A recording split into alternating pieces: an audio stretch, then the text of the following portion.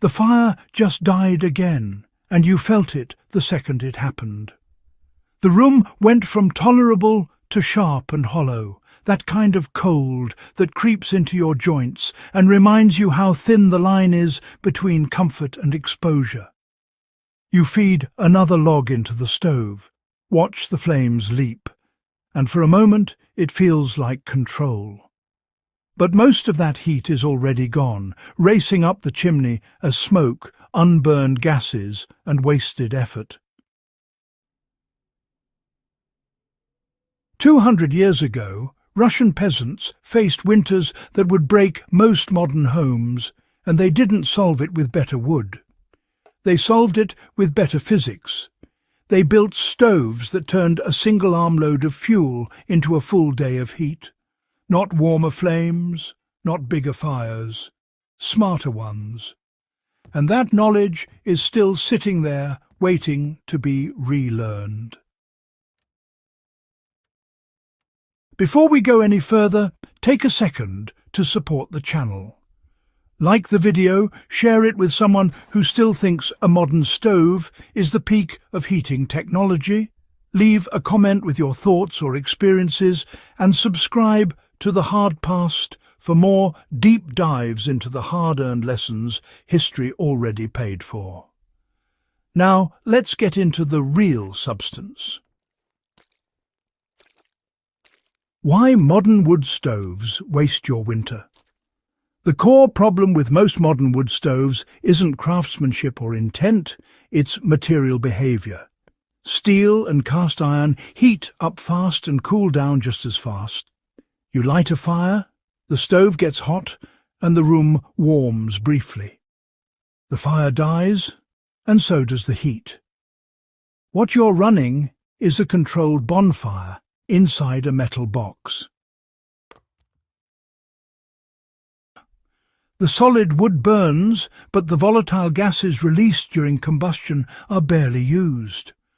Those gases carry a huge percentage of the wood's energy, and in a typical stove they go straight up the flue. Even a well-run stove rarely captures more than half the available energy. The rest becomes smoke and creosote, coating your chimney and, well, shortening your woodpile at the same time. Why Russian stoves treated heat like a resource, not a moment. The traditional Russian masonry stove, often called a pechka, was built around a different assumption. Heat wasn't something you enjoyed briefly, it was something you stored. Brick and stone don't respond quickly, but, they remember. A masonry heater uses a short, extremely hot fire to charge thousands of pounds of thermal mass. Instead of letting exhaust escape immediately, the stove forces hot gases through internal channels or bell chambers. Every turn strips heat from the exhaust and locks it into the masonry. By the time the gases exit, they're barely warm, and nearly all usable energy has been captured. How complete combustion changes everything. When wood burns properly, it doesn't just glow and crackle. It releases combustible gases that ignite at high temperatures. A masonry heater's firebox is designed to hit those temperatures quickly, often exceeding 1,500 degrees. That heat ignites the gases, burns off soot, and leaves almost nothing unburned. This is why these stoves stay clean, and why chimney fires are almost unheard of when they're built correctly. Creosote isn't a mystery substance. It's wasted fuel. Burn the fuel completely, and the danger disappears. Why thermal mass beats convection every time? Modern stoves heat air. Hot air rises, cold air sinks, and rooms cycle between extremes. Masonry heaters radiate heat instead. Once the brick is hot, it releases energy slowly and evenly in all directions. Radiation warms bodies and surfaces directly, not just the air between them. That's why, a masonry-heated room just feels comfortable even at lower temperatures. And, it stays stable right through the night. The stove doesn't simply shut off when the fire goes out. It keeps working long after you've closed the door. So, what does one fire a day really mean in hard conditions? Well, a properly sized masonry heater actually needs just one intense burn per day, sometimes, two in extreme cold. That burn lasts, 1 to 2 hours. After that, you're done.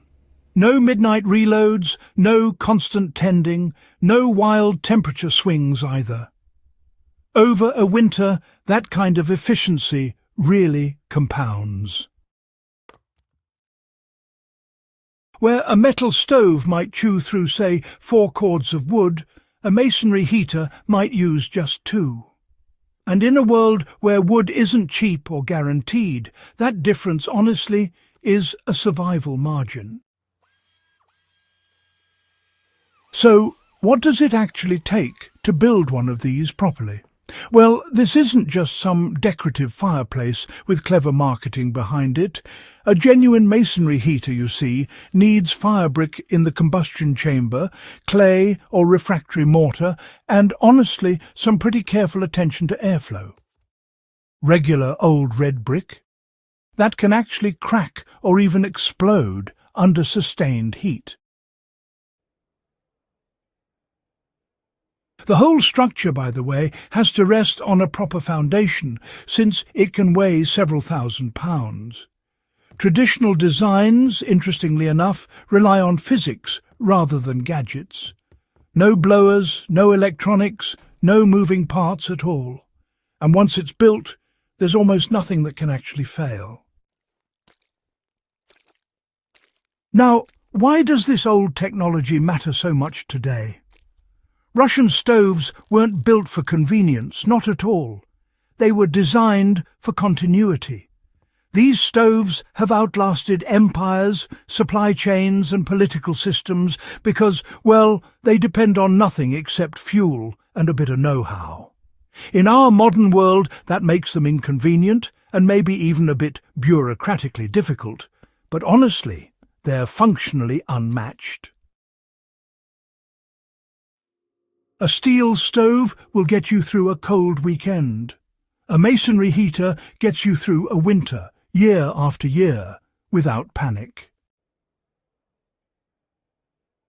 What history teaches about real resilience?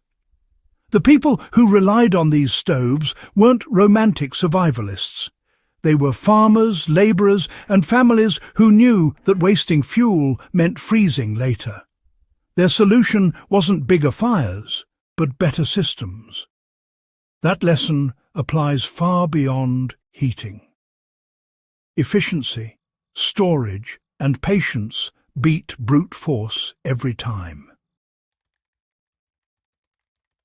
If you found value in this breakdown, make sure you subscribe to The Hard Past. Share this video with someone who still believes modern automatically means better, and leave a comment to keep the discussion going.